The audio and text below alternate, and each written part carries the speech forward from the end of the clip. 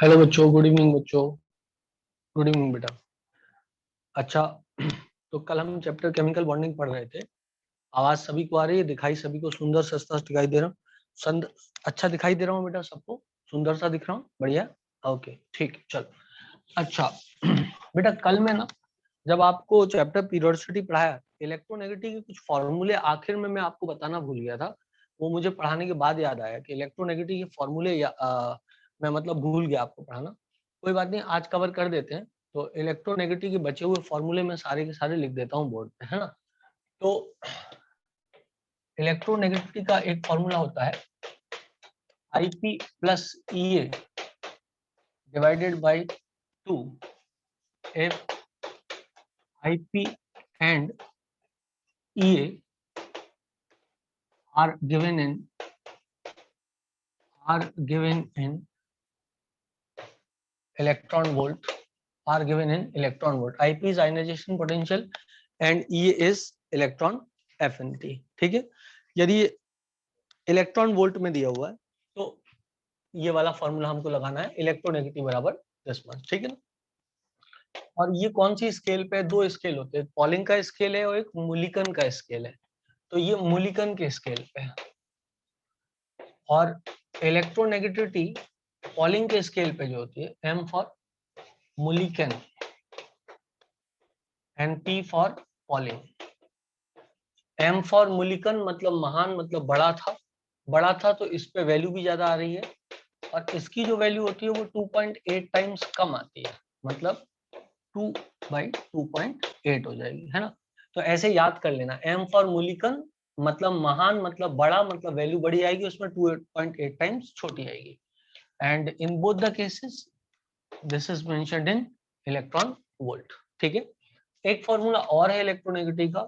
तो इलेक्ट्रोनेगेटिव का फॉर्मूला आप ये भी लिख सकते हो, Ip plus Ea divided by 2, जैसा ऊपर लिखा है, into 62.5। ये फॉर्मूला तब होता है if Ip and Ea are given in kilo calorie, are given in kilo calorie, ठीक है ना, पर मोल, are given in kilo calorie पर मोल। ठीक है, ये फॉर्मूला आपको याद रख लेना है। एक और फॉर्मूला है जो कि इंपॉर्टेंट है, ये तीन फॉर्मूले तो हैं, इसके अलावा एक ऑलरेडी रॉकॉव स्केल है, ROCHOW, रॉकॉव स्केल है। इस स्केल पे इलेक्ट्रोनेगेटिव का एक फॉर्मूला दिया हुआ है, electronegative is equal to 0.744, this is 0.744 plus 0.359 Z effective by R square. Here R is given in angstrom. Metre में मत लेना, नहीं तो जो 10 की पावर -10 आया मतलब रेडियस 10 की पावर -20 हो गया यहाँ पे, तो तुम्हारा जो इलेक्ट्रोनेगेटिव का वैल्यू है 10 की पावर 20 आ जाएगा, है ना। ऐसा मत कर लेना। तो ये एंगस्ट्रॉम में लेना है। और Z क्या है? Z इफेक्टिव क्या है वो तुमको पता है, it is affective nuclear charge. It is affective nuclear charge. बस फॉर्मूला याद रखना है। सवाल अवाल कोई आया नहीं है आज तक, इस पे आना भी नहीं है, लेकिन फॉर्मूला हमको याद रख लेना है। फॉर्मूला पूछ लेते हैं, इस पे छोटा मोटा सवाल बना सकता है ना। इस पे एक छोटा मोटा सवाल बना सकता है, ट्रिकी टाइप का। En की वैल्यू दे देगा, Ea की वैल्यू पूछ सकता है, Ip की वैल्यू दे देगा। तो आई सपोज दैट तुम लोग कर लोगे, तुम्हारे लिए कोई रॉकेट साइंस ही बचा नहीं है। मतलब इसमें कोई बहुत ज्यादा घुमा फिराव के सवाल नहीं आएंगे, सीधा फॉर्मूला है। सिर्फ फॉर्मूला आपको याद होना चाहिए। अभी तक सवाल आए नहीं है इसमें, है ना। क्या बेटा सबको बात क्लियर है? तो मैं आगे बढ़ जाऊँ, एक आध फॉर्मूला और लिखना है, फिर मैं केमिकल बॉन्डिंग पे वापस आ जाऊँ। तो आप इसको जल्दी से नोट कर लो। एक फॉर्मूला और लिखना है, उसके बाद मैं आपको केमिकल बॉन्डिंग पढ़ाता हूँ। कल हम लोग केमिकल बॉन्डिंग ही पढ़ रहे थे, पर मेरे से गलती से ये फॉर्मूले छूट गए थे इलेक्ट्रोनेगेटिव में। ठीक है, मिटा रहा हूं मैं इसको। ठीक, ओके, लेट मी मिटाओ दिस।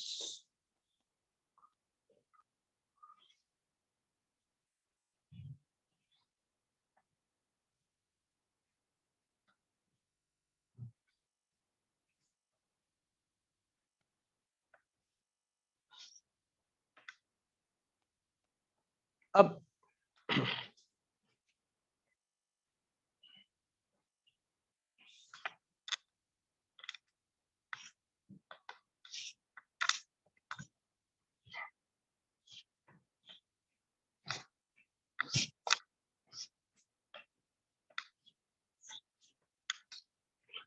एक फॉर्मूला बेटा इलेक्ट्रोनेगेटिव का पॉलिंग ने दिया है।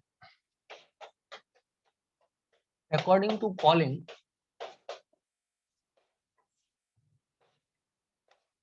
डेल्टा ई एन बराबर होता है, पॉलिंग का फॉर्मूला है delta E N, that is delta E N is equals to 0.208 under root of delta, where delta is nothing but delta is equal to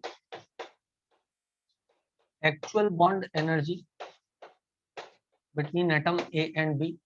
Actual bond energy between atom A and B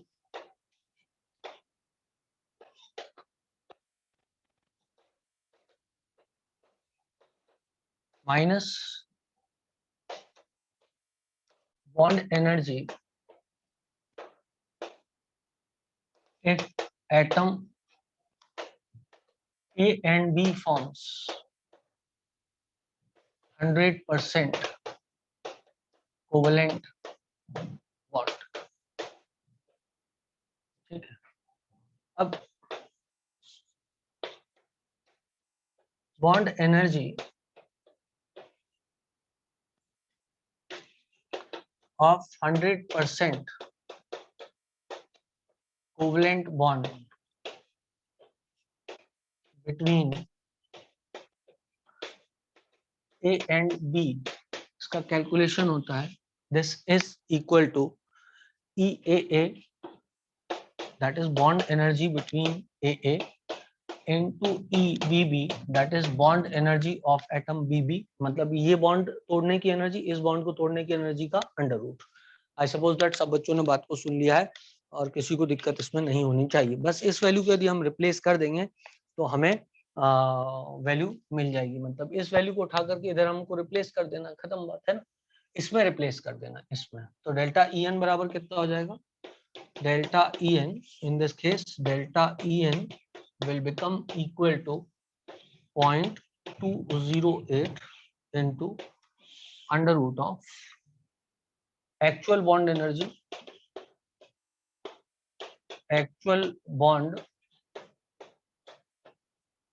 energy of AB bond minus under root of EAA into EBB। लो भाई light चली गई, into EBB। I suppose that इतनी बात सबको clear है, किसी को कोई दिक्कत कोई परेशानी इसमें नहीं होनी चाहिए। ठीक है, चलो ओके बेटा।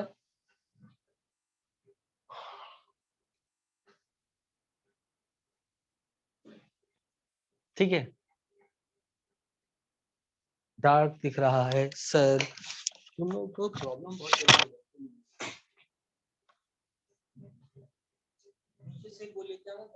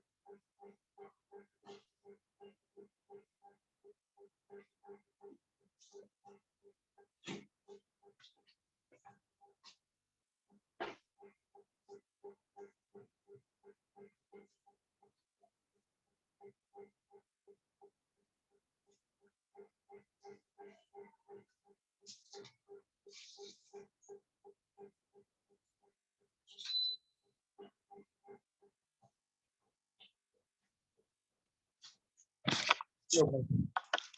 मैं बहुत सारी मेहनत करके कुछ कुछ सामान लेके आया और पता लगा लाइट आ गई। खैर, this is good. Now check, ये हो गया। इसी प्रकार डेल्टा ई एन बराबर 0.1017 अंडर रूट ऑफ डेल्टा होता है, where delta is measured in kilojoule per mole, where delta is measured in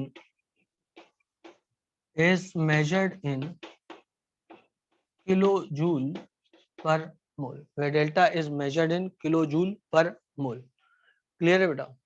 तो ये जो है एक तरीके से आपको बस याद करना है, कुछ नहीं है, और इसको हम बोलते हैं extra bond energy. Extra bond energy, please इसको नोट कर लें, उसके बाद मैं आपको आगे केमिकल बॉन्डिंग पढ़ाता हूँ।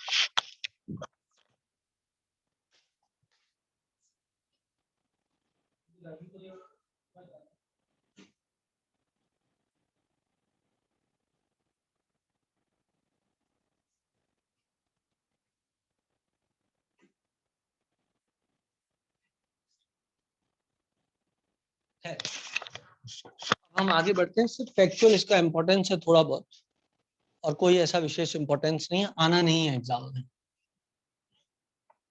जो पुराने इससे पहले जो बोर्ड पे फॉर्मूले लिखे थे वो रिलेटिवली इंपॉर्टेंट थे। अब बॉन्डिंग पे वापस चलते हैं। कल मैं आपको बता रहा था बॉन्ड बनता क्यों है, उसी के बारे में कुछ कुछ बात हमारी चल गई थी, और बात ये थी कि भाई ऑक्टेट कंप्लीशन ब्ला ब्ला ब्ला इसके लिए बनता है। फिर वैलेंसी बता रहा था आपको, और ऑक्सीजन के रिस्पेक्ट में वैलेंसी में आपको पढ़ा रहा था। मुझे याद आ गया है, आपको भी याद आ ही गया होगा, ठीक है।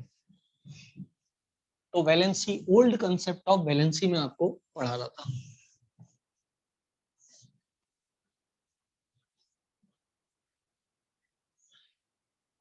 ओल्ड कंसेप्ट ऑफ वैलेंसी चल रहा था, है ना।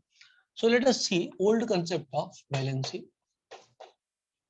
Old concept of valency, hydrogen के आधार पे आप देख चुके थे, इसलिए उसकी जरूरत नहीं है।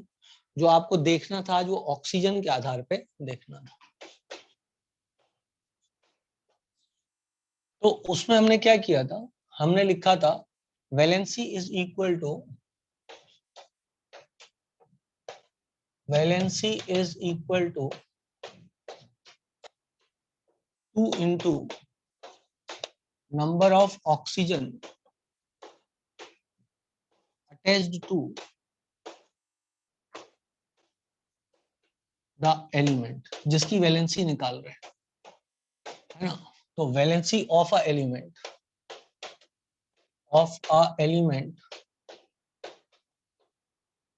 Is equal to 2 into number of oxygen attached to that element। जैसे कि Na2O लिख दो, तो 2 into number of oxygen attached to one element। तो एक एलिमेंट से कितने ऑक्सीजन अटैच है, 2 एलिमेंट से एक है, तो एक से हाफ होगा, तो this becomes equals to 1। So valency is 1। क्या तुम लोग को एक कंसेप्ट समझ में आया कैसे किया मैंने? 2 सोडियम से एक ऑक्सीजन अटैच है, तो एक सोडियम से कितना होगा, हाफ, 2 into हाफ, तो number of oxygen attach to one element, 2 से एक है, तो एक से आधा होगा। आ गया ना, आ गया ना समझ में? गुड। तो MgO की देखें तो, सेकंड ग्रुप की देखें तो, अब 2 into एक से कितना अटैच है ऑक्सीजन, एक ही अटैच है, तो बराबर कितना हो जाएगा, 2। ऐसे ही Al2O3 पे चलते हैं और देखते हैं, तो 2 into 2 से 3 अटैच है, तो 1 से 3/2 अटैच होगा, इक्वल्स टू 3। SiO2 2 into 1 से 2 अटैच है, तो बराबर 4। P2O5 तो कितना होगा, तो कितना होगा बेटा,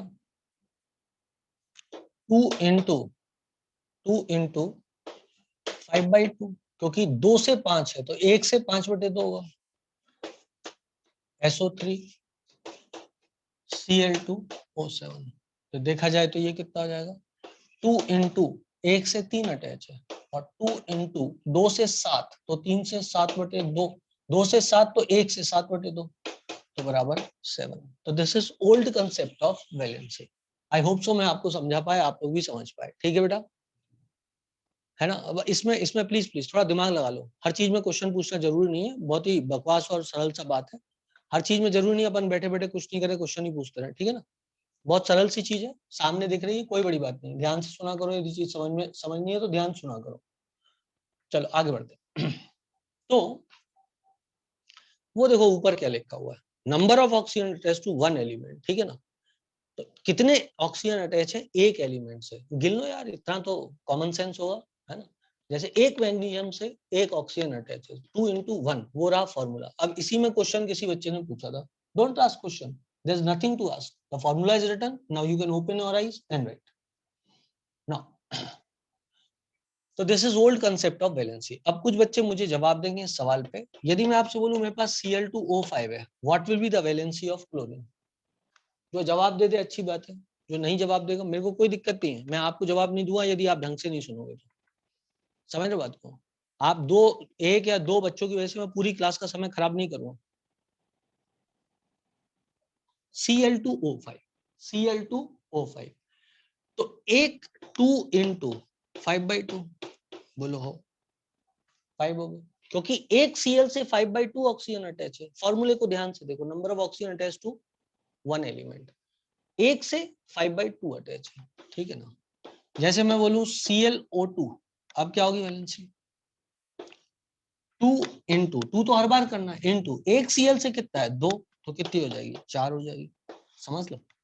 यदि मैं लिख दूं Cl2O3, तो Cl की वैलेंसी कितनी हो जाएगी on the basis of oxygen, 3 हो जाएगी, कोई बड़ी बात नहीं है। 2 × 3/2, एक से कितना हो, 2 Cl से 3, तो एक बना दो इसको, तो 2 से डिवाइड कर दो, 3/2 हो गया। मान लो कोई बोल दे Cl2O, तो कितनी हो जाएगी वैलेंसी, Cl2O तो 2 × 1/2, क्योंकि इसको 1 बना दो तो इसको 2 से डिवाइड कर दो, क्योंकि इसको 1 बनाने के लिए 2 से डिवाइड करना पड़ेगा, तो इसको भी 2 से डिवाइड करो। वैसे यार इसमें क्या समझाऊं, मतलब 2 Cl एक ऑक्सीजन से अटैच है, तो एक Cl कितने से अटैच होगा, आधे से अटैच होगा, उसमें कितनी भी ट्रिक लगा लो, ठीक है ना। SO2 में वैलेंसी क्या होगा सल्फर का, 2 × 2 बराबर 4, क्लियर रहती बात। तो ये ऑक्सीजन कितने अटैच है उसके आधार पर ओल्ड कंसेप्ट ऑफ वैलेंसी दिया गया था, ठीक है। सबको क्लियर होना चाहिए, बहुत सारे एग्जांपल दे दिए, इससे ज्यादा और एग्जांपल नहीं हो सकते। So this is old concept of valency on the basis of attachment to hydrogen and oxygen. अब हम चलेंगे न्यू कंसेप्ट पे, न्यू कंसेप्ट वैलेंसी का क्या कहता है। ये किसने दिया, इंपॉर्टेंट नहीं बेटा, मेरे पास लिखा हुआ भी नहीं है और इंपॉर्टेंट भी नहीं। खैर आगे बढ़ते हैं और आगे पढ़ते हैं। मिटाऊं मैं इसको बेटा, सबने लिख लिया, सारे एग्जाम्पल समझ में आ गए। मान लो ऊपर एक नहीं आया होगा, तो अब इतने सारे में तो आ गया होगा ना समझ।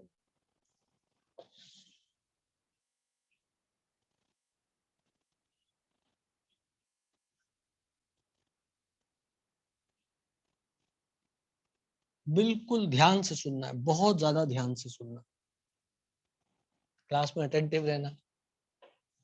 तो ये हो गया concept of valency with the oxygen के संदर्भ में, है ना, हाइड्रोजन और ऑक्सीजन के संदर्भ में बता दिया। ये ओल्ड कंसेप्ट था, पूछना नहीं चाहिए किसी को, पर यदि कोई पूछ ले तो घबराना नहीं, है ना। यदि कोई पूछ ले तो घबराना नहीं है, उसको तुरंत ही से बता देना है जो आपको सिखाया गया है ना। अब आता है बेटा वैलेंसी का नया कंसेप्ट। क्या है वैलेंसी का नया कंसेप्ट, वो सीखते हैं। तो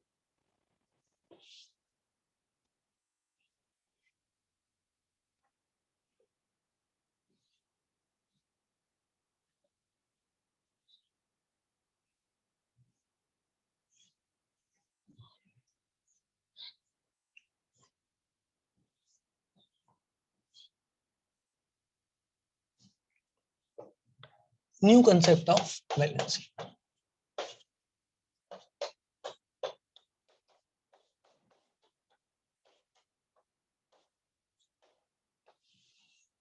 न्यू कंसेप्ट वैलेंसी का, हाँ न्यू कंसेप्ट वैलेंसी का है, number of electrons in outermost shell, है ना बेटा। It is based on electronic configuration.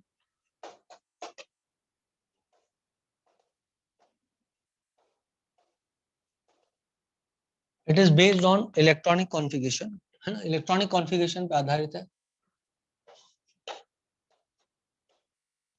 According to it, इसके अनुसार, according to it,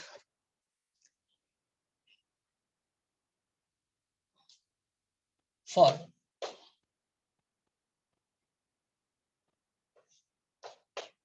1A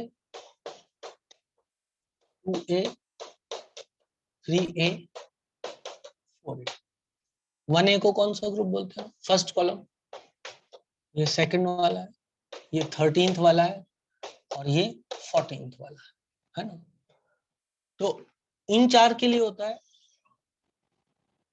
number of electrons in outermost shell.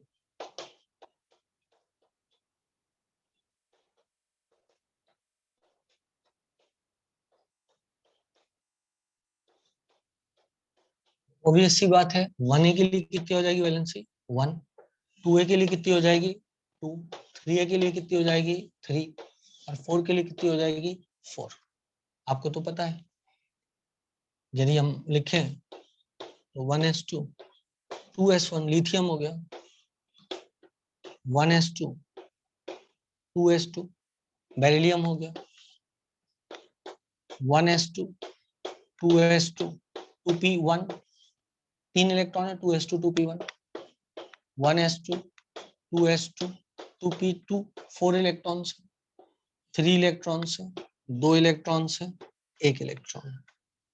This is for first, second, 13 and 14 group. For 5A मतलब 15th group, 6A 16th group,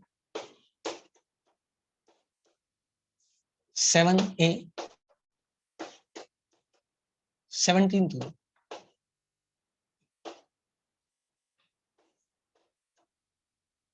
0 group 18th group बोलते हैं। Valency होती है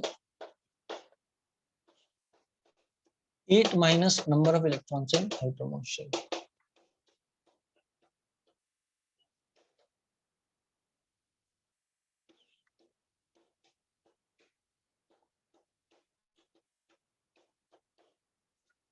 और वो आप जानते हो 15 ग्रुप आउटर मोस्ट शेल में कितने इलेक्ट्रॉन होते हैं? जैसे आप नाइट्रोजन ले लो, you know that nitrogen is 1s2 2s2 2p3 5 होते हैं, सो 8 माइनस 5 बराबर 3। जैसे आप ऑक्सीजन ले लो, 1s2 2s2 2p4, सो 8 माइनस 6 बराबर 2। 17th ग्रुप के लिए 8 माइनस 7 बराबर 1, और 18th ग्रुप के लिए 8 माइनस 8 बराबर 0। आई सपोज दैट लास्ट दो में मैंने कैलकुलेट करके नहीं बताया, आप समझ गए होगे, क्योंकि इतना जरूरत नहीं थी उसकी, मैं आपके लिए कुछ ज्यादा ही कर रहा था उसमें, है ना बेटा। तो आई थिंक सो कि सब लोग को ये बात समझ में आ गई है कि किस तरीके से हमको इनको देखना है। ठीक है बेटा, चलो तो अब और आगे बढ़ते हैं, और आगे पढ़ते हैं, और अब इसके बाद हम आएंगे ऑक्टेट रूल पे, और फिर एक्सेप्शन ऑफ ऑक्टेट रूल पे। पहले आप इसको नोट कर लो, फिर मैं आपको बताता हूँ ऑक्टेट रूल और exception of octet rule.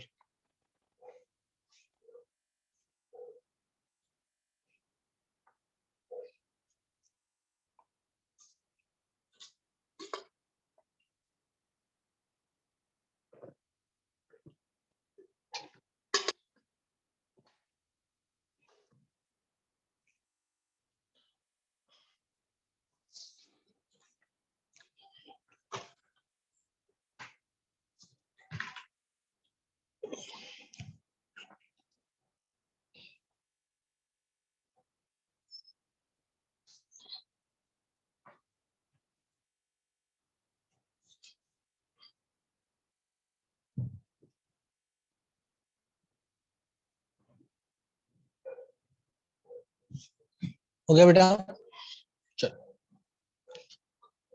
Done done. अब हम चलते हैं ऑक्टेट रूल पे। ऑक्टेट रूल क्या कहता है?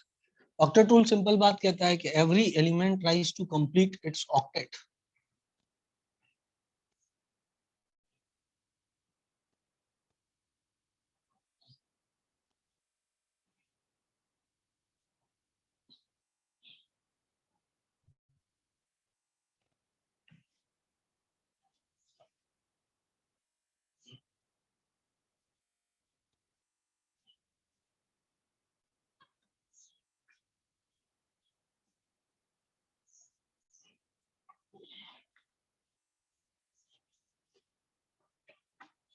सो बेटा आप अपना मॉड्यूल भी साथ में रखा करो। ऑक्टेट रूल क्या कहता है? ऑक्टेट रूल कहता है कि लुइस ने दिया था ये, it says that every element tries to, नहीं आप भाई ओल्ड कंसेप्ट को क्यों फॉलो करेंगे, न्यू कंसेप्ट को फॉलो करेंगे। अच्छा एक लाइन और लिख लो आप अपनी कॉपी में, एक लाइन और लिख लो। In case of transitional elements variable valency is present, मतलब उनकी वैलेंसी वेरी करती है। In case of transitional elements, variable valency is present. Variable valency is present. अभी इतना ही पढ़ना है, जब डी ब्लॉक एफ ब्लॉक पढ़ेंगे उसको डिटेल में पढ़ेंगे थोड़ा सा, है ना। अभी लिख लेना in transitional element variable valency is present. ठीक, चलो क्योंकि मैंने सिर्फ एस और पी के ही बताया। अब आता है बेटा octet rule.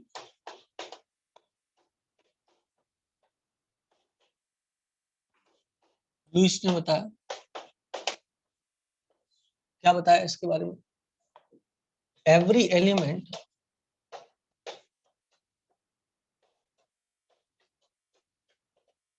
tries to complete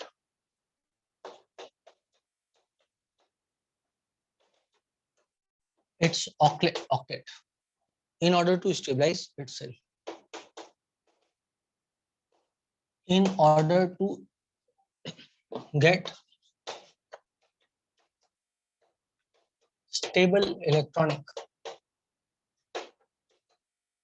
configuration except hydrogen and lithium, which tries to complete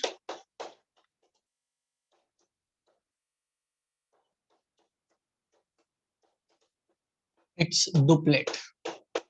it's duplet मतलब दो इलेक्ट्रॉन लाना चाहता है वो, जैसे वो 8 इलेक्ट्रॉन आउटर मोस्ट शेल में लाना चाहता है, हाइड्रोजन और ऑक्सीजन दो लाना चाहता है। ठीक है बेटा, डुप्लेट, डुप्लेट मतलब दो। ठीक है, नाउ ये कैसे करेगा? This is done by sharing of electron. ठीक है बेटा, the tendency of atom to achieve 8 electrons in outermost shell is known as Lewis octet rule. It's okay। अब इसके कई एक्सेप्शंस हैं लुईस ऑक्टेट रूल के, इसके कई एक्सेप्शंस हैं लुईस ऑक्टेट रूल के। मतलब वो तो कहता है कि एलिमेंट अपनी मतलब स्टेबल कॉन्फ़िगरेशन के लिए ऐसी कोशिश करता है कि 8 इलेक्ट्रॉन उसके आउटर मोस्ट शेल में, तभी उसकी स्टेबिलिटी होगी। लेकिन हमने कई मॉलिक्यूल ऐसे देखे हैं जिनमें एटम के पास में 8 इलेक्ट्रॉन नहीं, लेकिन वो मॉलिक्यूल स्टेबल फॉर्म में मिलते हैं हमको। So they all are exception of Lewis octet rule. क्या बात क्लियर है? क्या कह रहा हूं मैं कह रहा हूं कई मॉलिक्यूल ऐसे मिलेंगे जहां पर कि 8 इलेक्ट्रॉन नहीं आउटर मोस्ट शेल में एटम के, लेकिन वो स्टेबल फॉर्म में मॉलिक्यूल मिल रहा है। तो this is exception to Lewis octet rule. So let us read exception to Lewis octet rule. Number 1, incomplete octet molecules. Incomplete octet molecules, जैसे कि मैं बात करूं आपसे BF3 की बात करूं, है ना, BF3 की बात कर लेते हैं, BeCl2 ले लेते हैं। अब इसमें BF3 जो है, इसमें क्या है, इसमें कितने इलेक्ट्रॉन होंगे? बोरॉन के पास 6 इलेक्ट्रॉन होंगे। बेरिलियम के पास कितने इलेक्ट्रॉन होंगे? 4 इलेक्ट्रॉन होंगे। कैसे? ये BF3 का स्ट्रक्चर है, ऐसा स्ट्रक्चर बनता है BF3 का। ठीक है ना, यूं स्ट्रक्चर बन गया BF3 का। ये BeCl2 है। ठीक है ना, इसका स्ट्रक्चर ऐसा होता है। तो अब इसके पास 3 इलेक्ट्रॉन तो थे आउटर मोस्ट शेल में, और 3 इसने यहाँ से शेयर कर लिए, तो टोटल कितने हो गए बोरॉन के पास? 6 इलेक्ट्रॉन हो गए। वैलियम के पास 2 इलेक्ट्रॉन तो थे आउटर मोस्ट शेल में, 2 शेयर कर लिए तो टोटल कितने हो गए, 4 इलेक्ट्रॉन हो गए, ठीक है ना। तो ये इसका एग्जाम्पल हो गया BF3। इसी प्रकार से BCl3 हो सकता है, BBr3 हो सकता है, BI3 हो सकता है, ये सब इसके एग्जाम्पल हो सकते हैं। AlF3 इसका example, sorry AlCl3 not AlF3, AlCl3 इसका एग्जाम्पल है, ठीक है बेटा। But AlF3 is not a example. ये सभी एक्सेप्शन है, SF6 भी एक्सेप्शन है, लेकिन वो बाद में आएगा, अभी नहीं, अभी नहीं, अभी नहीं, बाद में आएगा, बाद में आएगा, ठीक है ना। पर एक चीज मेरे को समझ में आ रही है और वो ये है कि तुम्हें ये स्ट्रक्चर बनाने में प्रॉब्लम हो सकती है कि तुम ये स्ट्रक्चर कैसे बनाओगे। आने वाले समय में आपको सिखाऊंगा स्ट्रक्चर बनाना, लेकिन चलो पहले मैं आपको लुईस स्ट्रक्चर बनाना सिखा देता हूँ और उसके बाद में जो है मैं इस चीज के बारे में और आगे आपसे बात करता हूँ। तो थोड़ा पहले लुईस स्ट्रक्चर बनाना सीख लेते हैं। 9th में पढ़ लिया था बेटा लुईस स्ट्रक्चर, डॉट स्ट्रक्चर पढ़े हैं आप लोगों ने? Okay okay okay, no sir, yes sir, no sir, yes sir. अलग अलग वेराइटी के बच्चे, कुछ ने पढ़े हैं, कुछ ने नहीं पढ़े हैं। मैं आपको बनाना सिखा देता हूँ, कैसे हमको स्ट्रक्चर बनाने होते हैं, ये सारे स्ट्रक्चर बता देता हूँ। मैं इसको मिटा दूं यदि आप कहें तो जल्दी से, यदि आप कहेंगे तो मैं फटाफट इसको मिटा दूंगा, ठीक है ना। तो कोई भी लुईस स्ट्रक्चर बनाने के लिए हमें क्या करना पड़ता है समझना, how to draw Lewis structure. और उसके बाद में जो है मैं आप पे वापस से ये ऑक्टेट रूल के एक्सेप्शंस आपसे डिस्कस करता हूँ। थोड़ा भटकाव है एक तरीके से, क्योंकि टॉपिक चलते चलते दूसरा टॉपिक आ गया, लेकिन कोई नहीं, समझ में ना आए उससे अच्छा ये है कि जो चीज नहीं आती है बच्चों को पहले समझा के आगे बढ़ा जाए, तो कोई बात नहीं।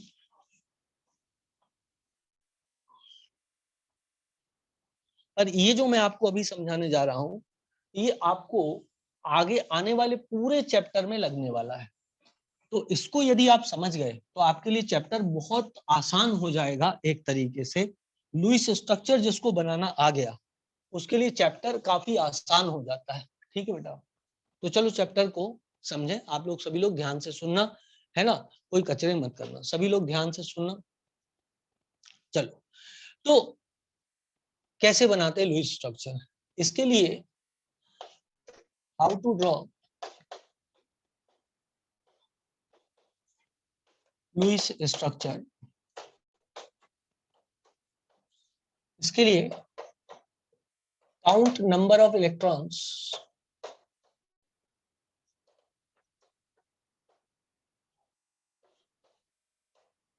count number of valence electrons of all atoms in a molecule, उनके सिर्फ वैलेंस इलेक्ट्रॉन गिनना, ठीक है ना। join all atoms to central atom by single bond,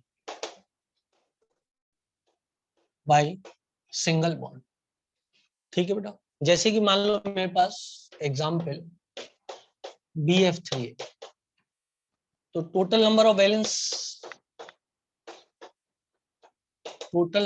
valence electrons कितने हो जाएंगे, that will be equal to total number of valence electron कितने होंगे बेटा, कोई बता सकता है? Total number of valence electron कितने होंगे, total number of valence electron. तुम लोग सही में सोते रहते हो। वो वन शॉट वीडियो आज ही तो भेजा है मैंने, फिर मांग रही खुशी, बोल रही वन शॉट वीडियो भेज देना सर, आज ही भेजा है एक छोरे ने। हाँ भाई, total number of valence electron boron में कितने होते हैं? कोई 7 कह रहा है, कोई 3 कह रहा है, कोई कुछ और कह रहा है, कोई कुछ और कह रहा है, भगवानी मालिक है। भाई बोरॉन पता है तुम लोग को 1s2 2s2 2p1 है, तो 3 हुए ना भाई वैलेंस इलेक्ट्रॉन। यदि ऐसे कचरे करोगे तो आपको कौन पढ़ा सकता है ना। 1s2 2s2 2p1, तो 3 हुए ना भाई। आउटर मोस्ट शेल में 3 इलेक्ट्रॉन हुए ना। यार गिनना सीख जाओ, सीरियसली लो सब्जेक्ट को, है ना। हाँ, जिनने 3 बोला था, ज्यादातर बच्चों ने 3 बोला था, लेकिन कुछ बच्चों ने 7 भी बोला, किसी ने 1 बोल दिया। तो चलो भाई, 3 हो गए वैलेंस इलेक्ट्रॉन। फ्लोरीन में कितने होते हैं वैलेंस इलेक्ट्रॉन? फ्लोरीन में वैलेंस इलेक्ट्रॉन या मोला एक होता है वैलेंस इलेक्ट्रॉन। मैं मतलब क्या करूं तुम लोगों का यार, आउटर मोस्ट शेल में एक इलेक्ट्रॉन होता है फ्लोरीन के। फ्लोरीन के आउटर मोस्ट, वैलेंसी थोड़ी ना पूछ रहा हूं, वैलेंस इलेक्ट्रॉन पूछ रहा हूं। 7 होते हैं। अब सही है, 7 गुणा 3 बराबर 24। ठीक है, अब क्या करना है हमको, इस स्ट्रक्चर को बनाते हैं। पहले तो हमें वैलेंस इलेक्ट्रॉन गिन लेना है, ठीक है ना। पहले तो हमें वैलेंस इलेक्ट्रॉन गिन लेना है। देखो, जिन चैंपियन लोगों को वैलेंस इलेक्ट्रॉन गिनना नहीं आता है, प्लीज आप अपने आप को, मतलब अपने आप की थोड़ी दया करो यार, है ना। 1 first group, second, third, fourth, fourth के बाद आ जाएगा 15, 16, 17, 18। इनके वैलेंस इलेक्ट्रॉन की संख्या कितनी होती है? वैलेंस इलेक्ट्रॉन की संख्या कितनी होती है? 1, 2, 3, 4, 5, 6, 7, 8 नंबर ऑफ वैलेंस इलेक्ट्रॉन। ठीक है बेटा, कितने हो गए? 24 हो गए। अब बोरॉन सेंट्रल एटम है, इसको 3 सिंगल बॉन्ड के द्वारा जोड़ दो। क्या बोला? Attach all of them by single bond. ठीक है ना। अब ये हो गया पहला पॉइंट। दूसरा पॉइंट हो गया, पहला पॉइंट। अब दूसरा पॉइंट, दूसरे पॉइंट में आपको क्या करना है? Now place rest of the electrons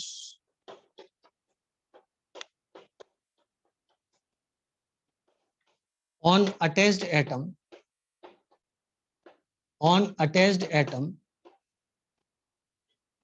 atoms, if still electron remains,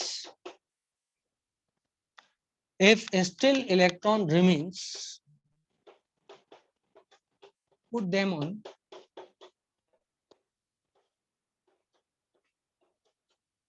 central atom, ठीक है भाई, लिख लिया सब लोगों ने। नाउ कितने बचे भाई? दो दो तो इलेक्ट्रॉन इनमें चले गए। In each single bond 2 electrons are consumed. Therefore 24 minus 2 into 3 बराबर 6, 18 electrons remains. जो बचे हुए इलेक्ट्रॉन्स है, जो 18 इलेक्ट्रॉन, इनको हमको इन पे पुट करना है, फ्लोरीन पर, जैसा कि पॉइंट में लिखा हुआ है। सिर्फ पॉइंट वाइज लिख रहा हूं इसलिए लंबा दिखेगा, नहीं तो बहुत सिंपल है ना। हाँ, इसको 13 14 लिख देते हैं, सही बोल रहा है बच्चा। इसको 13 14 लिखना चाहिए। 1 है, ये सेकंड है, 13 14 15 16 17 18 करेक्ट है। चलो आगे बढ़े बेटा। पहला काम क्या करना है? वैलेंस इलेक्ट्रॉन्स को गिन लेना है। पहला काम क्या करना है? वैलेंस इलेक्ट्रॉन को गिन लेना है। ठीक है, शुभम जल्दी करो बेटा। पहला काम ये करना है कि वैलेंस इलेक्ट्रॉन्स को गिन लेना। दूसरा काम, सेंट्रल एटम को रखो, उससे सारे एटम सिंगल बॉन्ड द्वारा जोड़ दो। तीसरा काम, समझ गए बात? सेकंड पॉइंट एक बार और बता दो ना। जितने भी अब इलेक्ट्रॉन बचे, 18 इलेक्ट्रॉन बचे ना, इनको इन एटम्स पे रखना है। अभी एग्जांपल बता रहा हूं, उससे समझ में आएगा सेकंड पॉइंट। अभी तो आप लिख लो, उसके बाद में मैं आपको समझाता हूँ पॉइंट। 18 क्यों बचे? क्योंकि बेटा 24 से 6 माइनस किया तो 18 बचे ना। 6 इलेक्ट्रॉन तो इधर चले गए 3 सिंगल बॉन्ड में। हर सिंगल बॉन्ड 2 इलेक्ट्रॉन का बना हुआ होता है। ठीक है, आ गया? ओके। अब चलो, अब सेकंड पॉइंट में आपको समझाता हूँ। अब एग्जाम्पल से आएगा समझ में। मैं फिर बोल रहा हूँ कि आप ध्यान से सुनना। इस पॉइंट पे मैं आपको बहुत सारी चीजें समझाने वाला हूँ। आज की पूरी क्लास इसमें चली जाएगी, पर आपको इसको समझना है अच्छे से। तरीके मेरे पास बहुत है बेटा पढ़ाने के, आपको मैं बता दूं, पर मैं ऐसे पढ़ाना चाहता हूं जिससे कि आप थोड़े विशेष हो, आपको लगे कि हाँ यार आप विशेष हो, आपको कुछ अच्छा आता है।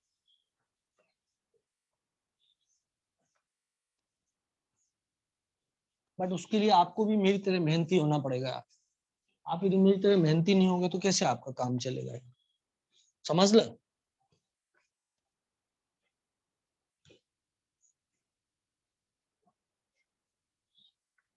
चलो भाई, तो बात क्या चल रही थी, देखो तुम्हारे पास बोरॉन था, तुमने 3 फ्लोरीन बना दिया, 18 इलेक्ट्रॉन बचे थे। सेकंड पॉइंट ये था, place rest of the electrons on the attached atoms. तो 18 इलेक्ट्रॉन बचे हुए हैं, तो इस पे अपन ने 6 पुट कर दिए, इस पे 6 पुट कर दिए, इस पे 6 पुट कर दिए। करेक्ट है, 18 के 18 हो गए, बन गया स्ट्रक्चर। बोलो हाउ, बोलो हाउ, हाँ ना बोलना पड़ेगा। क्लियर है, क्लियर है, बन गया स्ट्रक्चर। यदि इलेक्ट्रॉन बच जाते तो हम उसको सेंट्रल एटम पे रख देते। सेंट्रल एटम कैसे फाइंड आउट करना है, देखो जब BF3 में तो यार नेचुरल सी बात है, सेंट्रल एटम कौन सा होगा, एक बोरॉन ही होगा, है ना। और वैसे इसका कोई सेट रूल नहीं है, पर हाँ जो लेस इलेक्ट्रोनेगेटिव एलिमेंट है, जो पीरियोडिक टेबल में लेफ्ट में, उसको आप सेंट्रल एटम मान सकते हो, ठीक है। बट ये कोई सेट रूल नहीं है, ये कोई सेट रूल नहीं है, एक्सपीरियंस से आ जाता है। ओके बेटा, लेकिन अभी आपके स्तर पे जो पीरियोडिक टेबल में लेफ्ट में है, उसको आप सेंट्रल एटम मान लो आपके स्तर पे, लेकिन ये हरदम लागू नहीं होगा, पर अभी आपके स्तर पे लागू भी हो जाएगा और आपको बहुत सारे एग्जांपल्स में कोई प्रॉब्लम नहीं आएगी। धीरे धीरे जैसे जैसे आप केमिस्ट्री की, आपका विषय की नॉलेज बढ़ेगी, आपको दिक्कत ही नहीं आएगी सेंट्रल एटम फाइंड आउट करने में। ठीक, अब सोचो, अब तो ये एग्जाम्पल हो गया। अब मान लो बेटा मेरे पास क्या होता है, एग्जाम्पल अमोनिया का होता है। एग्जाम्पल कोई बोले अमोनिया का स्ट्रक्चर कैसा होगा वो बता दो। अच्छा, इसका स्ट्रक्चर आप ऐसा भी बना सकते हो, ये ऐसा है ना बच्चे, ये देखो। अब आप फ्लोरीन इधर रख दो, दूसरा फ्लोरीन इधर रख दो, तीसरा फ्लोरीन इधर रख दो, ठीक है।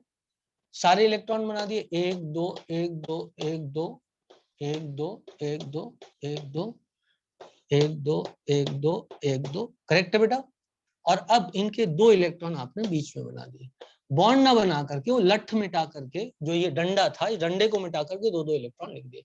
ये भी एक स्ट्रक्चर है। बोलो हाउ, बोलो हाउ, आना बोलना पड़ेगा।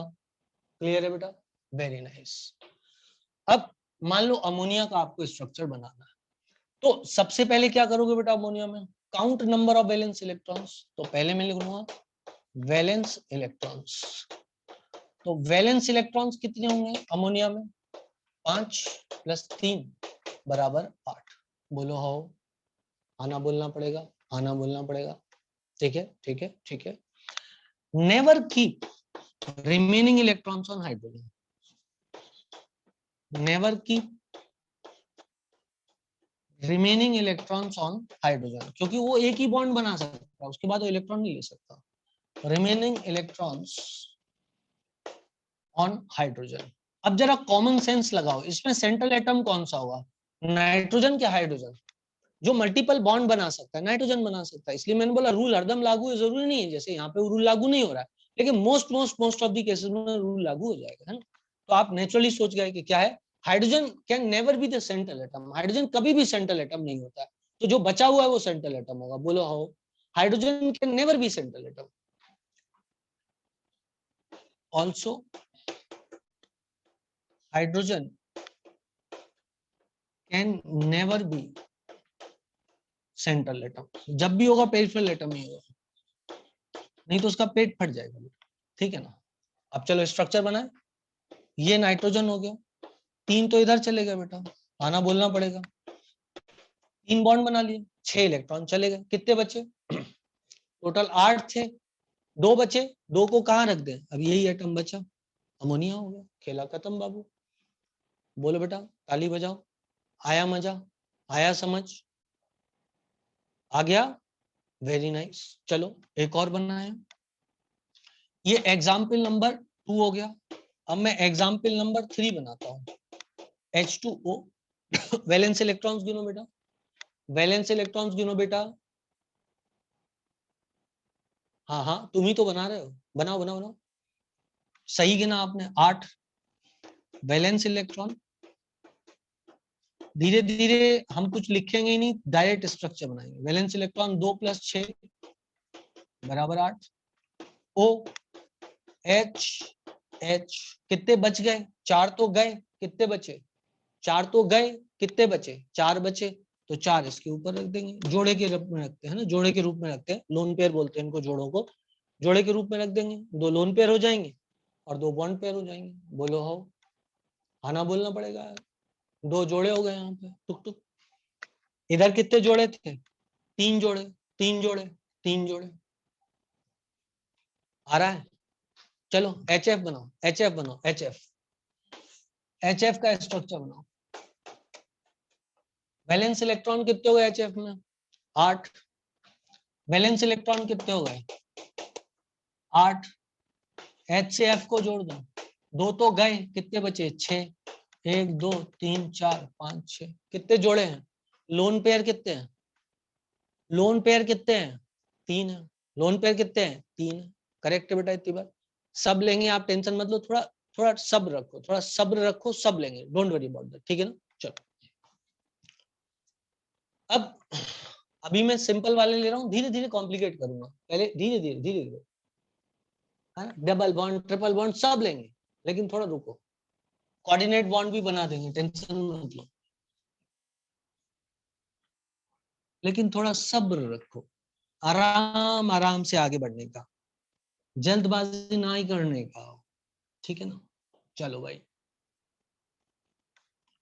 ऐसा हो गया, ठीक है ना।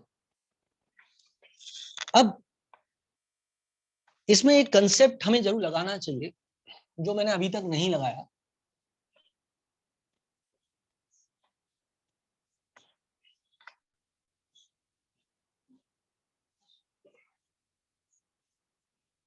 धीरे धीरे करके मैं सारे एग्जाम्पल ले रहा हूं, आप लोग टेंशन मत लो, है ना।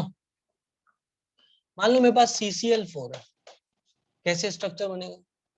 CCl4 है, कोशिश करो, कितने हुए बेटा एटम CCl4 में? कितने हुए CCl4 में? कितने हुए? 11, 5। मेरे को तो लग ही नहीं रहा तुम लोग बात करने लायक हो, मतलब क्या पूछ रहा हूं मैं, तुम क्या बकवास कर रहे हो? 5 क्या है मतलब? मैं पूछ रहा हूँ तुमसे वैलेंस इलेक्ट्रॉन कितने, क्या 5 क्या है ये? CCl4 में वैलेंस इलेक्ट्रॉन कितने, ये बताओ, सीरियसली बात करो। नहीं, नंबर ऑफ एटम नहीं पूछा मैंने वैलेंस इलेक्ट्रॉन पूछा। यदि नंबर ऑफ एटम पूछा तो उसको वापस लेता हूं मैं, वैलेंस इलेक्ट्रॉन पूछा। लो भाई, 4 + 4 × 7 बराबर 32, ठीक है। मजाक चल रहा है क्या? CCl4, Cl में 4 होता है ना वैलेंस इलेक्ट्रॉन, 32 हो गया। सेंट्रल एटम कौन सा होगा? कार्बन होगा ऑफ कोर्स। 4 Cl रख दो, 4 Cl रख दो, रख दिए, जोड़ दो सिंगल बॉन्ड से, कितने गए? 8 गए, बचे कितने? 32 में से 8 गए तो कितने बचे? 32 में से 8 गए तो कितने बचे? 24। बोलो 24, बांट दो 24 को, 6 6 6 6, सिंपल सिंपल लिटिल स्टार। मान लो हमारे पास PCl5 होता है, वैलेंस इलेक्ट्रॉन बोलो PCl5 में कितने होंगे? नंबर ऑफ वैलेंस इलेक्ट्रॉन बोलो PCl5 में कितने होंगे? गलत बोला तो सही में मेरे को मतलब बहुत नाराज हो जाऊंगा मैं तुम लोगों से।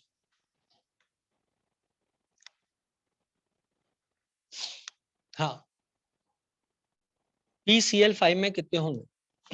PCl5 में फॉस्फोरस में 5, क्योंकि 15th ग्रुप का मेंबर है, और 7 पंचे 35 बराबर 40। सही बताया था किसी एक बच्चे ने, और भी बच्चों ने सही बताया था, 40। गिन लोगे ना, फॉस्फोरस मतलब 15 ग्रुप मतलब 5, क्लोरीन मतलब 17 ग्रुप मतलब 7, 7 पंचे 35 + 40। अब 5 सिंगल बॉन्ड बना दो, 1 2 3 4 5, Cl Cl Cl Cl Cl, कितने गए? 10 गए, कितने बचे? 30। 10 गए ना, कितने बचे? 1 2 3 4 5, हाँ 30 बचे, 30। तो 30 बचे तो कहाँ कहाँ किसको रख दें? 5 6 30, 6 6 बांट दो सबके टकले पे, 6 6 बांट दो सबके टकले पे। बोलो आओ, आना बोलना पड़ेगा, पहले सिंपल वाले सीख जाओ, फिर धीरे से कठिन वाले सिखा दूंगा। अभी रूल कंप्लीट नहीं हुए, अब रूल ऐड करूंगा जैसे जैसे कॉम्प्लिकेट करूंगा। SF6 कितने बनेंगे? SF6 सर आपने एक कार्बन पे 8 इलेक्ट्रॉन कर दिए, कौन से कार्बन पे?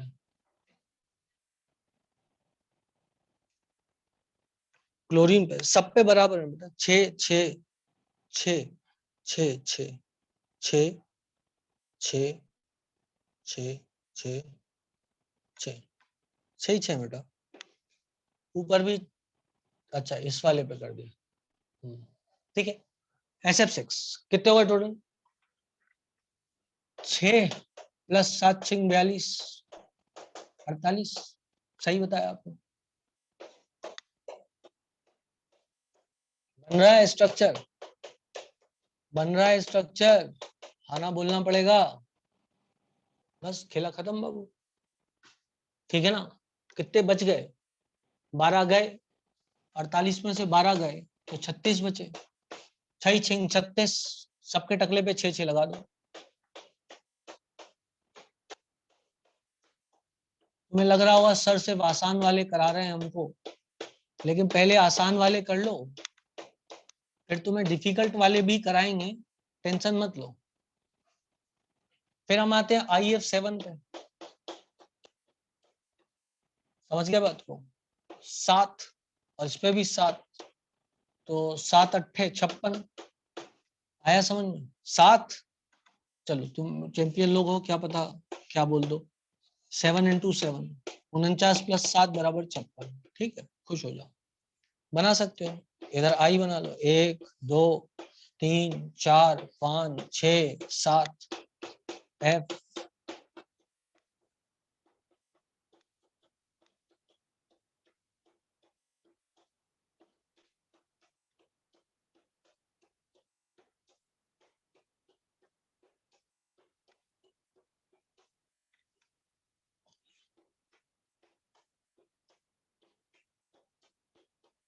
ठीक है, ठीक है।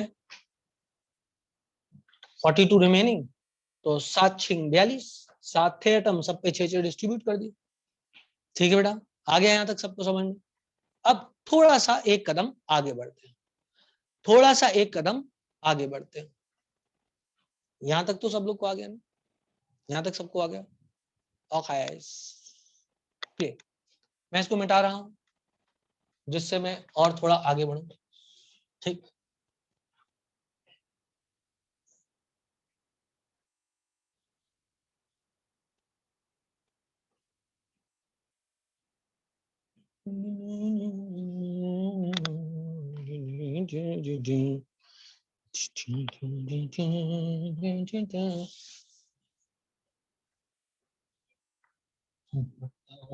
तुम्हें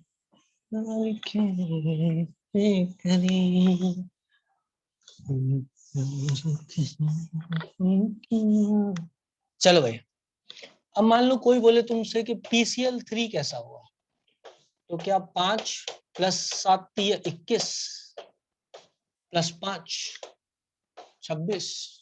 क्या सही है गणित मेरा? सही होगा। 5 7 = 21, 21 + 5 26। 3 बॉन्ड बना दो, एक Cl, एक Cl, एक और Cl। 6 गए, 20 बचे, इसकी गंजों पे रख दो।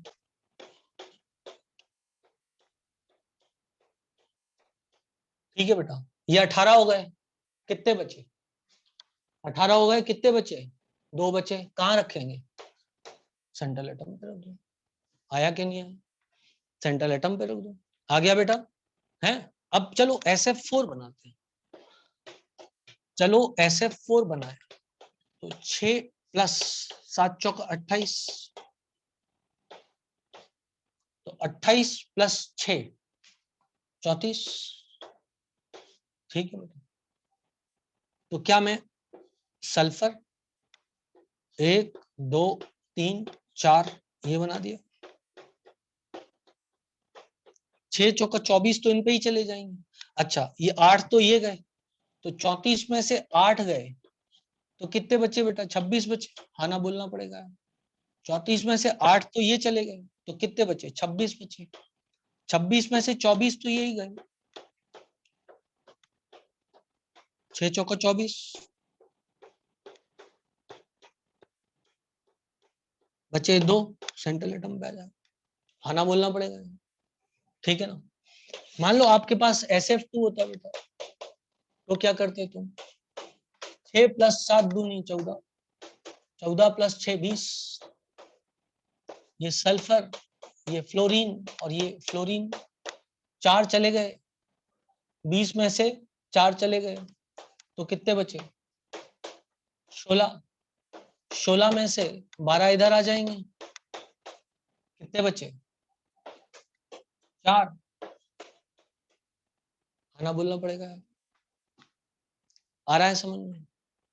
आ रहा है समझ में? ओके। चलो, यदि कोई बोले कि सर मुझे IF5 का स्ट्रक्चर बना दो, तो क्या होशियार बच्चे बना सकते हैं? बेटा अब ये क्या क्वेश्चन हुआ? वाई ऑन सेंट्रल एटम, बताया ना रूल तुमको, जब बच जाए यदि तो फिर सेंट्रल एटम पे, ठीक है ना, जो बच जाए तो सेंट्रल एटम पे। ध्यान से सुना करो, बिल्कुल ध्यान से सुना करो। पहले मैंने क्या बोला था? पहले डिस्ट्रीब्यूट इलेक्ट्रॉन कहां करना है? पेरिफेरल एटम पे। यदि इलेक्ट्रॉन बच गए तो सेंट्रल एटम पे। चलो भाई, IF7 ये कितना हुआ? 7 + 7 × 5 35 बराबर 42। 5 तो चले गए भाई, 10 तो चले गए बॉन्डिंग में। बोलो हाउ? 10 तो चले गए बॉन्डिंग में, तो कितने बचे? 32। 32 में से 5 पे 6 पंचे 30, 6 5 × 30, 30 तो इधर चले जाएंगे। बोलो हाउ? तो कितने बच जाएंगे? 2 बच जाएंगे। Simple simple, little star, how I wonder what you are. बोलो। अभी मैं सिर्फ फ्लोरीन को ही लेके आपको सारे एग्जाम्पल बता रहा हूँ, धीरे धीरे कॉम्प्लिकेट करूंगा, आप टेंशन मत लो, क्योंकि यही पूरा चैप्टर है। तो जो चीज पूरा चैप्टर है उसको तो ढंग से समझ लिया। IF7, IF3 कर सकते हो, IF3 बना सकते हो। 7 चौक 28, वैलेंस इलेक्ट्रॉन कितने होंगे? 28। ये I, ये F, ये F और ये F, 22 बचे, 18 तो इधर ही चले जाएंगे।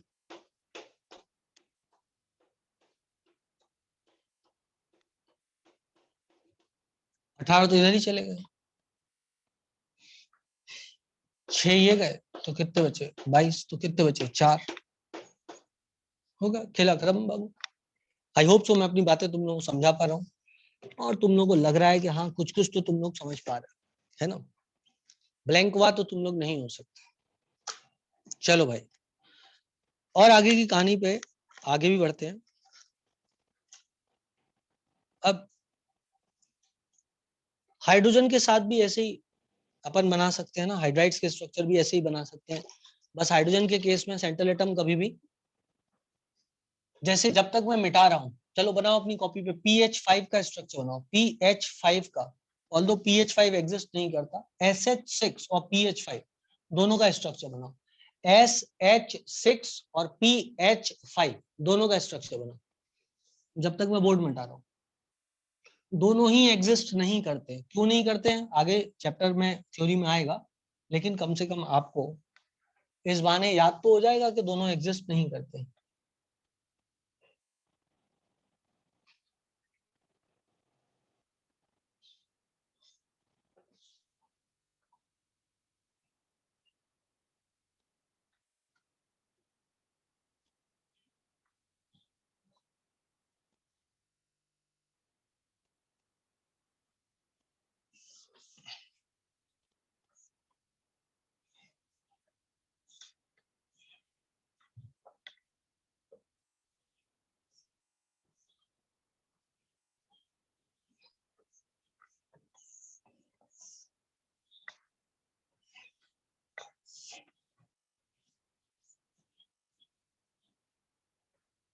चल नारायण, PH5 बन गया और SH6 बन गया। सिंपल था। PH5 बराबर 5 5 5 10, 10 के 10 तो इधर ही चले गए, 1 2 3 4 5, तो कोई इलेक्ट्रॉन बचे ही नहीं, खत्म, स्ट्रक्चर हो गया। ऐसे ही आपका SH6 के 6 बॉन्ड बन गए होंगे। बोलो हाउ? क्लियर ना, SH6 में 6 बॉन्ड बन गए होंगे, कुछ बचा नहीं होगा। तो चूंकि ये इतना अच्छा मतलब इम्पोर्टेंट नहीं है, तो इसको मिटा देता हूँ, आपको पता है। आगे बढ़ते हैं। आगे बढ़े तो और थोड़ा कंप्लीट करें लिटरेचर को। जैसे मान लो मैं कार्बन डाइऑक्साइड बनाना चाहता हूँ, ऑक्सीजन को इंट्रोड्यूस कर लेते हैं ना। अभी फ्लोरीन और हाइड्रोजन को इंट्रोड्यूस कर लिया, अब ऑक्सीजन को इंट्रोड्यूस कर लेते हैं। सर हर पर 6 ही क्यों लेते हैं? उमर आप चिंता मत करो, क्योंकि फ्लोरीन ऑक्टेट कंप्लीट करते हैं ना बेटा, अपन ऑक्टेट कंप्लीट करते हैं। तो ऑक्टेट कंप्लीट कैसे करेंगे? एक सिंगल बॉन्ड बना लिया, बोलो बेटा, एक सिंगल बॉन्ड बना लिया मतलब 2 इलेक्ट्रॉन तो उसके पास हो गए। अब 6 और इलेक्ट्रॉन उसके पास यदि भर दें तो उसका ऑक्टेट कंप्लीट हो जाएगा। तो सबसे पहले अपन सराउंडिंग एटम्स के ऑक्टेट को कंप्लीट कर ले, ठीक है ना। चलो अब कार्बन डाइऑक्साइड कोशिश करते हैं। तो वैलेंस इलेक्ट्रॉन कितने हो जाएंगे यहाँ पे? 4 प्लस कितने हुए?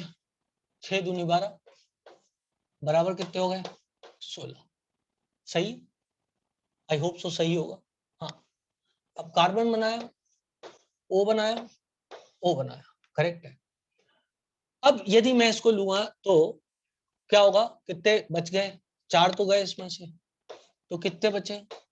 14 बचे और 12 बचे, है ना। 12 बच गए मेरे पास। 1 2 3, 1 2 3। अब यहाँ पर एक समस्या क्या होगी हमको, क्योंकि ऑक्सीजन हमने लिया, फ्लोरीन नहीं है। अब क्या हमारे पास? अब हमारे पास ऑक्सीजन है। तो प्रॉब्लम क्या होने वाली है? देखो, प्रॉब्लम ये होने वाली है कि इसका भी ऑक्टेट इनकम्प्लीट है, इसका भी ऑक्टेट इनकम्प्लीट है, दोनों की ऑक्टेट इनकम्प्लीट है। और ऑक्सीजन प्राइमरली कौन सा बॉन्ड बनाता है? ऑक्सीजन जनरली कौन सा बॉन्ड बनाता है?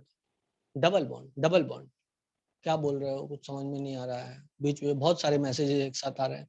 Let them come, let them come, let them come. 5 possible नहीं है, PH5 और SH6 पॉसिबल नहीं है। हाँ,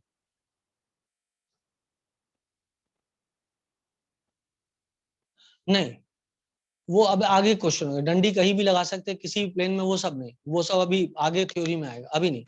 अभी तो आप जैसे लगाना है वैसे लगा दो, सिर्फ अभी स्ट्रक्चर की बात कर रहे हैं। एग्जैक्टली स्पेस में कैसे अरेंजमेंट होगा उसकी बात नहीं कर रहे हैं, वो तो आगे थ्योरीज में आएगा, है ना। अभी वो नहीं, एक साथ सारी चीजें थोड़ी ना सिखाऊंगा यार, कुछ भी समझ में नहीं आएगा नहीं। चलो पहले इससे फाइट करते हैं, इसको कैसे अपन बनाए, है ना। ये कार्बन रहा, ये ऑक्सीजन और ये ऑक्सीजन। अब हम ऑक्सीजन में प्राइमरली कौन सा बॉन्ड बनाना चाहेंगे? जल्दी बोलो यार, ऑक्सीजन में प्राइमरली हम कौन सा बॉन्ड बनाना चाहेंगे? ऑक्सीजन में प्राइमरली हम डबल बॉन्ड बनाना चाहेंगे, है ना। क्योंकि इधर जब हमने डिस्ट्रीब्यूट किए इलेक्ट्रॉन्स को, तो डिस्ट्रीब्यूशन तो पूरा हो गया, लेकिन इसके पास कितने इलेक्ट्रॉन है? 4 ही है। और इसके पास कितने इलेक्ट्रॉन है? अब इसके पास 8 है, और इसके पास भी 8 है। तो ये मैंने सही लिखा था, 4। और इसके आउटर मोस्ट शेल में कितने थे? 6 दूनी 12, तो ये कितने हो गए थे? 16। 16 में से 4 गए, बचे 12। 12 ये हो गए और 12 ये हो गए। इसके पास कितने इलेक्ट्रॉन है अभी? कार्बन के पास, इसके पास सिर्फ 4 ही इलेक्ट्रॉन बचे हैं। अब इसके पास एक्स्ट्रा इलेक्ट्रॉन हुए, अब इसके पास इलेक्ट्रॉन्स की कमी हो रही है। अभी तक जितने भी स्ट्रक्चर बनाए थे, कभी भी सेंट्रल एटम के पास इलेक्ट्रॉन की कमी नहीं थी। उसके पास या तो 8 थे या तो 8 से ज्यादा थे। बोलो हाउ, बोलो हाउ। क्लियर है? तो हम उस कमी को दूर करने के लिए डबल बॉन्ड फ्रेम करने की कोशिश करेंगे। तो चलो वो कोशिश करते हैं। तो यदि मैं इधर का एक मिटा करके इधर डबल बॉन्ड बना दूं, इसको कितने की कमी है? एक बात देखो, इसके पास कितने इलेक्ट्रॉन है? अभी कितने इलेक्ट्रॉन है कार्बन? 4। तो कितने की कमी है? 4 की कमी है। तो 4 की कमी के लिए 2 बॉन्ड बना दो। 2 इलेक्ट्रॉन की कमी पे एक बॉन्ड एक्स्ट्रा बना देना चाहिए, क्योंकि एक बॉन्ड में 2 इलेक्ट्रॉन होते हैं। तो 4 की कमी है तो 2 बॉन्ड एक्स्ट्रा बना देंगे। उसके लिए ये लोन पेयर हटा देंगे यहाँ से, क्योंकि ये वाला तो बॉन्डिंग में गया, ये इधर आ जाएगा, और ये इधर से हटा दो, इधर आ जाएगा। ये हो गया कार्बन डाइऑक्साइड का स्ट्रक्चर। बोलो हो, बात समझ में आ गई सब लोग को? बात समझ में आ गई सब लोग को? This is structure of carbon dioxide. इस तरीके से हम कार्बन डाइऑक्साइड का स्ट्रक्चर बना सकते हैंगे, ठीक है। जैसे अब एक स्ट्रक्चर और लेते हैं अपन, लेकिन उसके पहले एक टॉपिक मुझे आपको बताना पड़ेगा, क्योंकि स्ट्रक्चर्स पढ़ते हुए ये सिर्फ रूल नहीं है, इसके अलावा भी छोटे मोटे रूल्स हैं। और वो जो रूल्स हैं वो है फॉर्मल चार्ज के। तो अब आगे के स्ट्रक्चर बनाने के लिए मुझे फॉर्मल चार्ज की थ्योरी को आपको पढ़ाना जरूरी रहेगा। जब मैं आपको फॉर्मल चार्ज पढ़ा लूंगा तब आगे के स्ट्रक्चर बता पाऊंगा। तो मैं आपको फॉर्मल चार्ज पढ़ाता हूँ, फिर आगे के स्ट्रक्चर बताता हूँ, क्योंकि इसके जैसे और स्ट्रक्चर अब मुझे, हाँ चलो इसके जैसे और भी एग्जाम्पल ले लेते हैं, चलो ले लेते हैं, SO2 ले लेते हैं बेटा, SO2 ले लेते हैं, ठीक है। तो सेंट्रल एटम सल्फर लगा दें अपन, सेंट्रल एटम सल्फर लगा दें, आओ सल्फर लगाएं, ठीक है। सेंट्रल एटम सल्फर लगा दिया, कितने हो गए बेटा, 6 प्लस 6 दूनी 12 बराबर कितने हो गए, 18, 18 में से 4 गए, बोलो हाउ, कितने बचे, 14,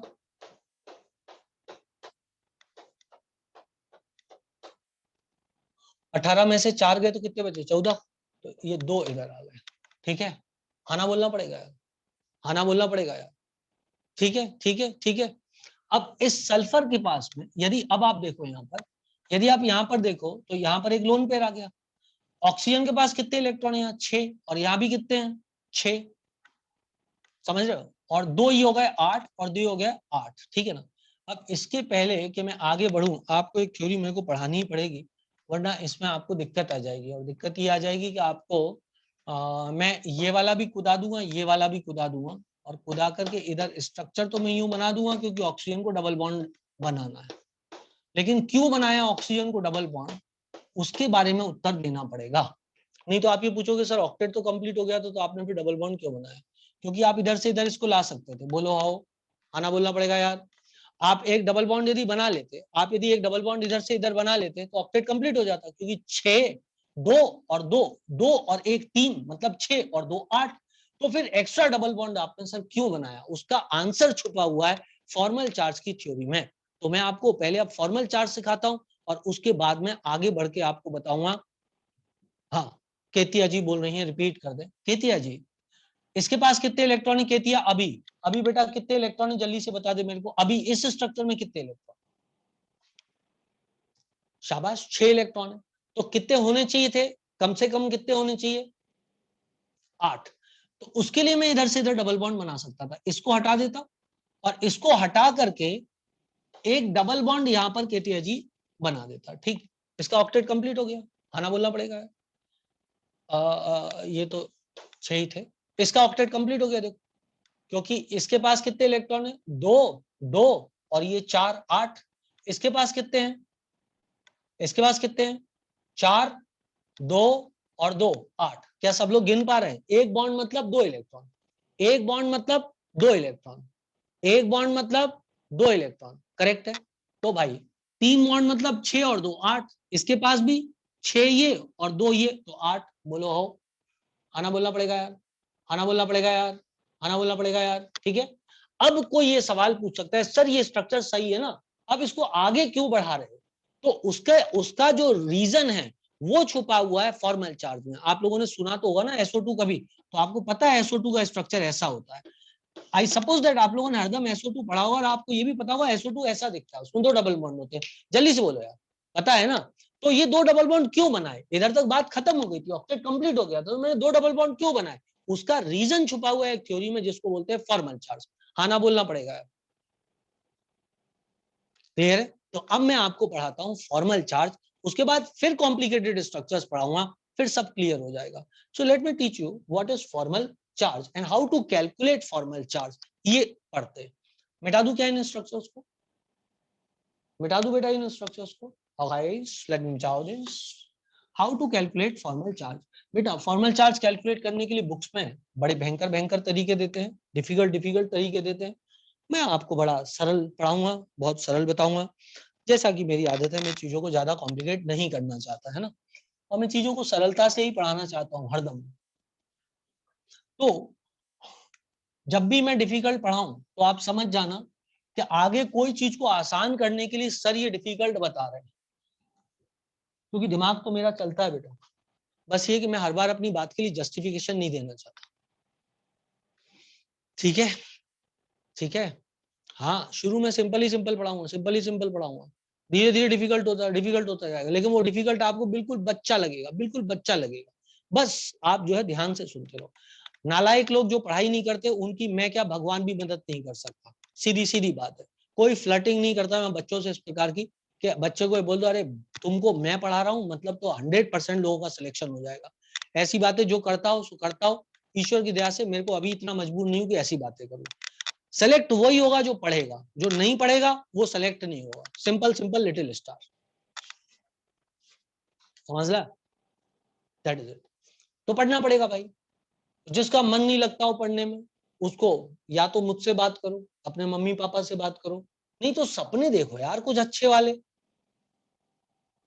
बड़े डॉक्टर बन के क्या काम करना है ना। चल पहले बात करते हैं, इधर उधर की फालतू बातें, मोटिवेशन में कुछ नहीं रखा, इधर वापस आते हैं। फॉर्मल चार्ज कैसे कैलकुलेट करते हैं, बहुत सरल बताऊंगा। फॉर्मल चार्ज बहुत सरल बताऊंगा, ठीक है ना।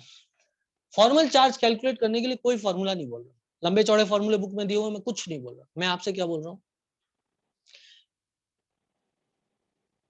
मैं आपसे बोल रहा हूं वैलेंस शेल में कितने इलेक्ट्रॉन हैं, वैलेंस शेल में कितने इलेक्ट्रॉन होते हैं नॉर्मली, माइनस कितने हैं। फॉर्मल चार्ज बराबर number of electrons present in valence shell normally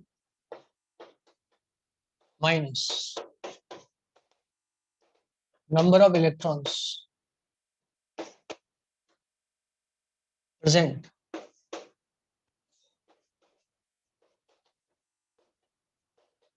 in given structure। अरे यार, in given structure ठीक है ना। बॉन्ड के इलेक्ट्रॉन्स को बराबरी से बांट लिया जाता है। कैसे, मैं करके बताता हूं, अच्छा समझ में आएगा। जैसे मान लो किसी ने स्ट्रक्चर बना दिया SO3 का, कुछ ऐसा स्ट्रक्चर बनाया हुआ है SO3 का। मेरी बात को ध्यान से सुनना मेरे भाइयों,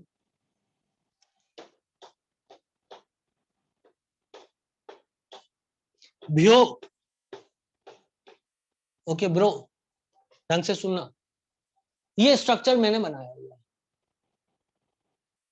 ये स्ट्रक्चर, अरे दिया नहीं रहेगा, मैं बना रहा हूं फिलहाल, ठीक है ना। फिर धीरे धीरे अपन बनाना सीख जाएंगे ना स्ट्रक्चर, यार तू टेंशन मत ले।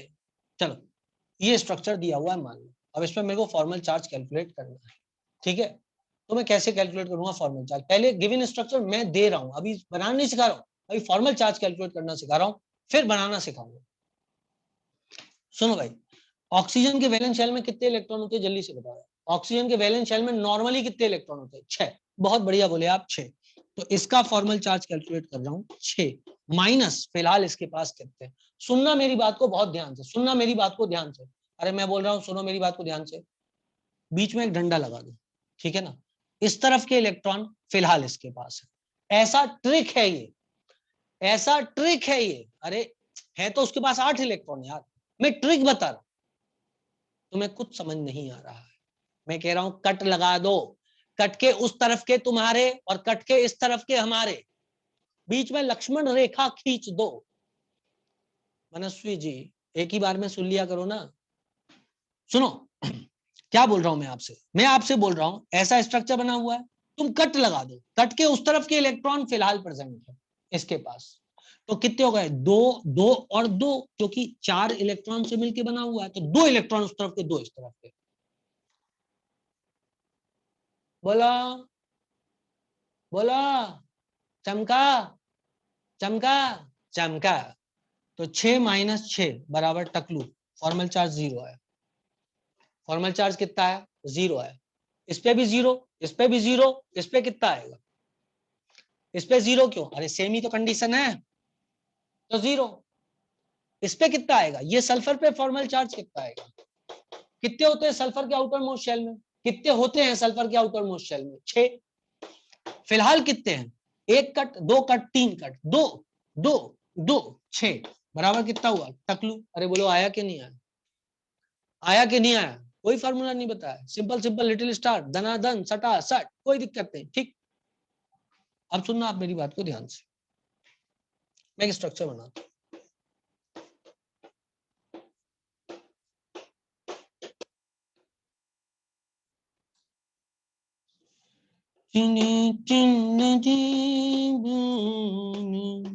जानी पड़ेगी बोलो फॉर्मल चार्ज, बोलो फॉर्मल चार्ज। अरे समर्थ गोयल, मैंने बोला भैया ये ट्रिक है, कट क्यों मारते हैं सर? क्योंकि हमको किसी लड़की को गिराना होता है, इसलिए कट मारते हैं। तो खैर चलो आगे बढ़ते हैं। ये कट लगाओ यहां पे, ये कट लगाओ यहां पर, ये कट लगाओ यहां पर। ये मैं ट्रिक बनाया, मैं खुद बनाया ये ट्रिक।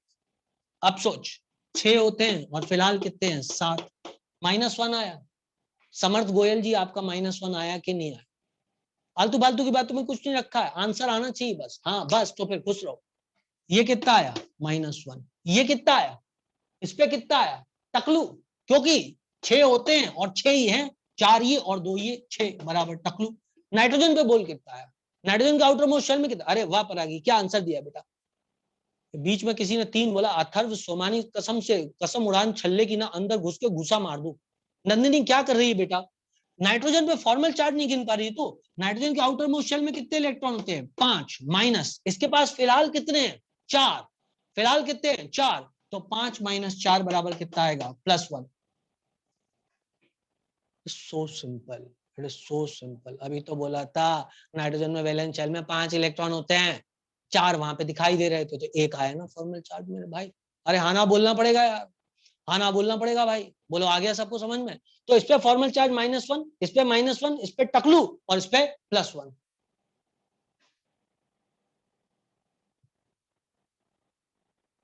आया? आज नहीं समझा पाऊंगा, कल तक स्ट्रक्चर समझाऊंगा, कसम उड़ान छल्ले की, ऐसा समझाऊंगा मजा आ जाएगा आपको। आपको लगेगा वाह यार, दूसरी ही तीसरी क्लास में केमिकल बॉन्डिंग के सारे स्ट्रक्चर आ गए बनाने एकदम मस्त तरीके से।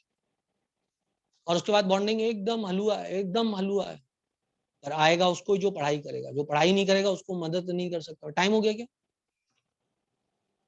हाँ आज का समय समाप्त हो गया, जाते हैं, कल फिर मिलेंगे। स्वस्थ रहें, मस्त रहें, प्लीज पढ़ाई करते रहें बहुत सारी, है ना? चलो